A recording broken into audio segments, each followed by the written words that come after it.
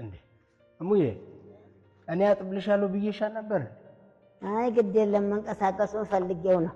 አይ ግድ የለም እሙዬ ልፍ በይ ልርዳሽ ትንሽ ይሻላል ብለህ ነው? አዎ ልፍ በይ ነው እሙዬ ወደዚህ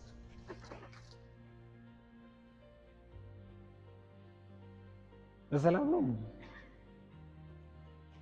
ይቅርታ አድርግልኝ። ትዕግስት ግን ተፈትኖ አልፏል። አየህ እኛ ሰዎች እስካልተነካን ድረስ ነው ታጋሽ የምንመስለው። በዚህ ዓለም ላይ ቀላሉ ነገር ሳይነኩ ታጋሽ መባል ነው። አንዳንድ ሰዎች አሉ ሲናገሩ ለክተው ቆጥረው ተጠንቅቀው ስነ ስርዓታቸው የቤተ መንግስት ስርዓት የሚመስል ጨዋ ያሳደጋቸው ያማረ ንግግር ያላቸው እየተባለ የሚነገርና የሚዘፈንላቸው አንዳንድ ሰዎች አሉ። እነሱ የተነኩ ቀን ግን አታያቸውም። ክንፋቸውን አራግፈው በሰዋናት ላይ ያልበረርን ይላሉ። ሰይፋቸውን ተሰገባ አውጥተው ያልሰየፍነ ሲሉ ያን የሚያውቃቸው ለማያውቃቸው ገብቶት ይደነግጣል። በዓለም ላይ ተግምት ውጪ የሚያደርጉ አንዳንድ ሰዎች አሉ። መልካቸው ጉራማይሌ የሆነ ተወደዱኝ ማር ነኝ ለጠሉኝ እሬት ነኝ የሚል አባባል ያላቸው ትዕግስት የሚባል ያልፈጠረባቸው ሰዎች አሉ። እንደዚህ ያሉ ሰዎች የኑሮ ፈተናዎቻችን ናቸው። የኔ ልጅ አንተ ግን ትዕግስትህን አጥብቀህ ፈልጋል፣ ደግሞም ያዛት።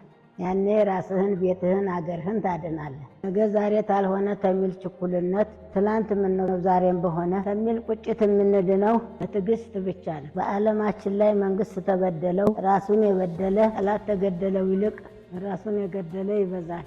ተመልካም እየራቅን በክፉ የምንዳረግበት ነገር አንዱ ትዕግስት ማጣት ነው። ብዙ ወጣቶች አይደለም ሰውን የትራፊክ መብራትን እንኳን የሚታገሱበት አቅም የላቸው። በየጎዳናው አያሌውን ሰው እያስደነገጠ የሚሮጠው የሰው ጎርፍ ቢሮው ገብቶ የኮምፒውተር ጌም ለመጫወት ነው።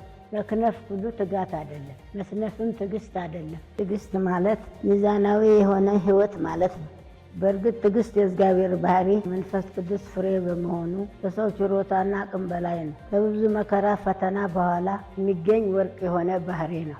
አንድ ትልቅ ኢትዮጵያዊ ሰው ሲናገር ትዕግስት የሚጀምረው ቻልኩኝ አሁንስ በቃኝ ስንል ነው ብሏል። ወገኖች ሆይ ትዕግስት የመንፈስ ቅዱስ ፍሬ ነውና የሰው ችሎታ ታለቀ በኋላ የሚጀምር ነው። ጊዜም ቢሆን በህይወታችሁ የትዕግስትን ፍሬ ማየት ተፈለጋችሁ ትዕግስት ባህሪ ወደ ሆነው አምላክ ዘወትር በጸሎት መቅረብ ይገባቸዋል። ከተቀበላችሁ ልመርቃችሁ። ትዕግስት በማጣት ምክንያት ያስቀየማችኋቸው ወዳጆቻችሁን እግዚአብሔር ሽማግሌ ሆኖ ያስታርቃችሁ። ለሰው ብቻ ሳይሆን ትዕግስት ለራሳችሁም ጤና ነውና እግዚአብሔር ጤና ይስጣችሁ። ትጋት የሚመስል መክነፍ፣ ትዕግስት የሚመስል መስነፍ እግዚአብሔር ይጠብቃችሁ። አገራችን ሰላም ትሁን። ሁላችሁንም ወዳችኋለሁ። ተባረኩ። ማንም ሞትህን አይመቀኝም።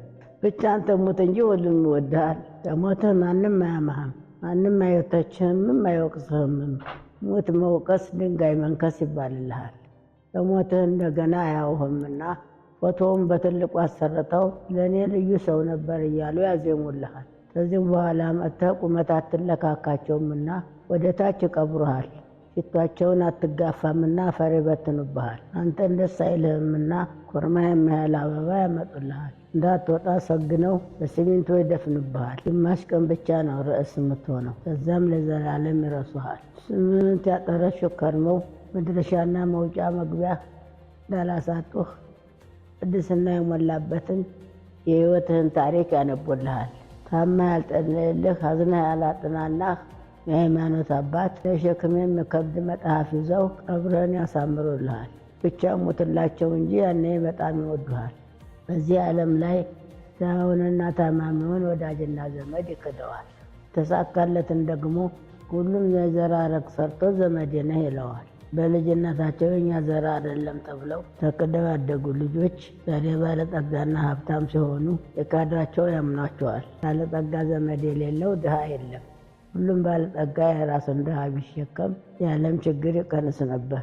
ድሃ ሁሉ ድሃ የሆነው ባለጠጋ ዘመድ ስለሌለው አይደለም። ብዙ ጊዜ ባለጠጋ ዘመድ ቀብር አሳማሪ እንጂ ኑሮ አሳማሪ አይደለም። የቀብር ስነ ስርዓት ከማድረግ የዘለለ ለሟቹ ብዙ ትርፍ የለውም። ባለጠጋ ለስሙና ስም ብሎ ለሚመጣ እኩያ የሚደረግ ግብዣ እንጂ ለሟቹ ምንም ጥቅም የለውም። እኛ ሀገር ብቻ ይመስለኛል እርቦት ለሞተ ሰው ቀብሩ ላይ በሬ የምታረደው። ጎዳና ለኖረው ብዙ ድንኳን ይጣልለታል። ብቸኝነት እንዳላጠቃው ሺዎች ሊቀብሩት ይመጣሉ።